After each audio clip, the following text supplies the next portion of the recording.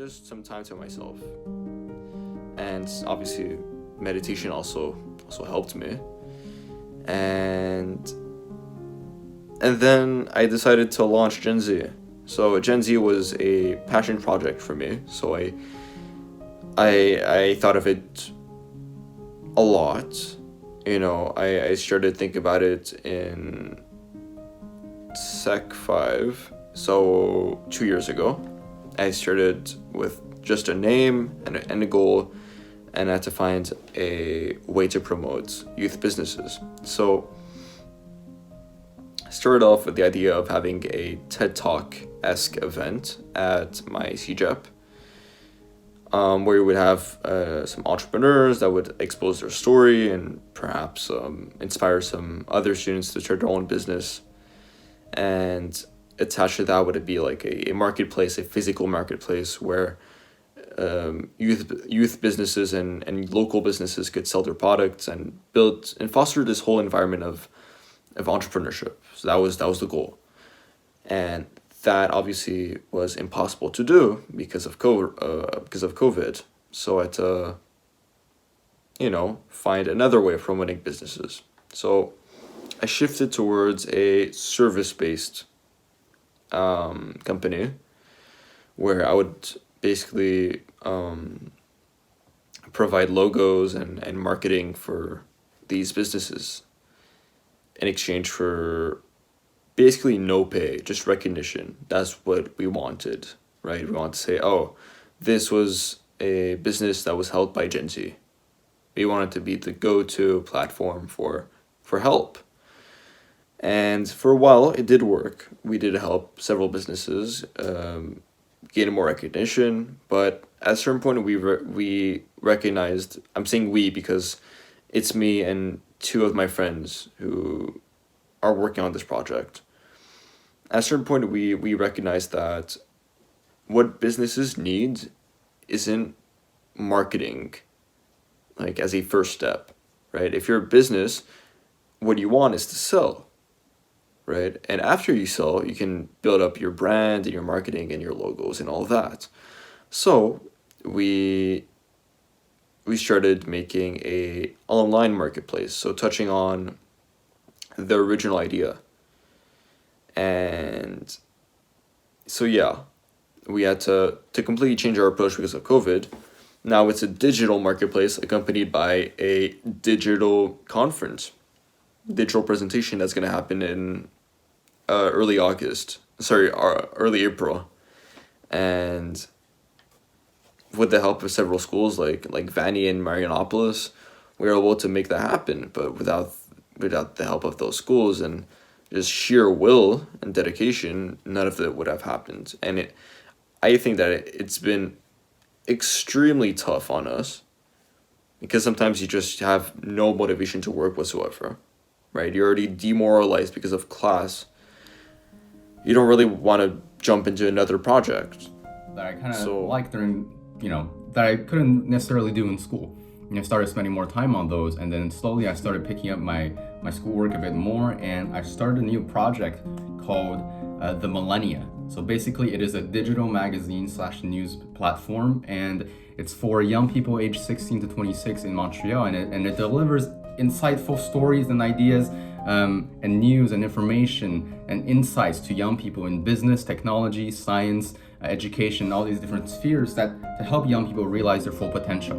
And so with the little bit more free time I had during the pandemic, I was able to do something that I really, really loved, that really, really passions me, and that I was really, really curious about and learning more, and what I wanted to do later on in life. And so I went for it, and now everything is going fairly well. I'm picking up on my schoolwork because now we're kind of have like a semi-hybrid model. It's really interesting, and I've been spending a lot of time with the Millennia, meeting a lot of amazing, interesting people from multiple institutions from all over Montreal. So I haven't really got the chance to introduce myself. I'm a little water boy. I'm an artist from Montreal, but I'm also co-founder of Baha'i Collective. Baha'i Collective, which used to be called Baha'i, originally started as an events company or an events organization. We were a nonprofit before, and we centered around doing events that would push Asian representation but during COVID realized that events weren't necessarily sustainable. And at that time, Baha'i itself was having an existential crisis trying to figure out where it would go next. So that COVID really forced me and other Baha'i people to make a big decision. And one of the biggest decisions is going from an NGO to a company, and also expanding our operations beyond events. So now we're a creative studio, creative agency, and like all of this happened during COVID. Like we incorporated during this time. We booked this space. Depending on when this video is released, I don't know if we're gonna put B-roll footage of like the rooms in here, but there's a music studio in here.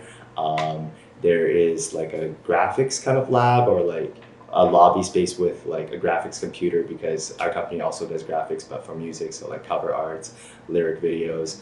And like, you know, there's a second studio in my bedroom. So like, it's a really cool space, and we got this all to happen during COVID, like the planning of it, the booking of it, the moving in. We started a vlog. I even dropped my biggest video yet, Crazy Rich, during this time. Like the video was shot at one of our events right before COVID, which is crazy. But we dropped the music video during this time, and I've been working on so much music. So like, I think, yeah, I really think that I'm someone who, when my back is against the wall, I go at it, I scrape by, I hustle, I grind. And yeah, I don't know if that's inspiring to somebody, but hopefully it is. Nice. As the founder, I've had to balance the time I spend and the time I want my team to spend on the project, and how much I want them to spend on themselves. I can't ask them to spend all day on Gen Z. That's not reasonable. But it's really been tough. It's been a challenge. I love challenges, and I do believe that after this pandemic, it's gonna be very beneficial for me, because not only would I've like accrued some knowledge about how to launch a business and how to shift a business towards a new type of offering, but I would have gained experience in an environment where you would have a lot of pressure and deadlines and stuff like that. So there's a good and a bad to it. I can't just say there's a bad side to doing a business during a pandemic. Obviously it's challenging, but it's a learning experience, and it's been a challenge, but I think it's a good challenge. Well, I think we're gonna look back at this time. We're gonna look back at the pandemic and realize that we've learned and grown a lot from it. Yeah, thanks. Such a great learning experience for me as well. And I guess I would have to say is that the lockdown happens, but everything, there's a silver lining. By everything I really mean everything, there's a silver lining. There's an opportunity to do something you've never be able to experience before, now that you have this strange once in a lifetime occurrence that's happening in your life.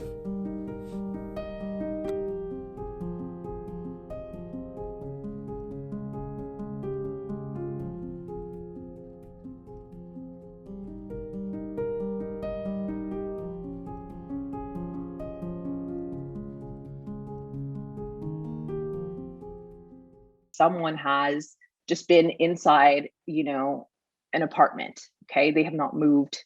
And then they go from that to a party. It's not going to be pleasant.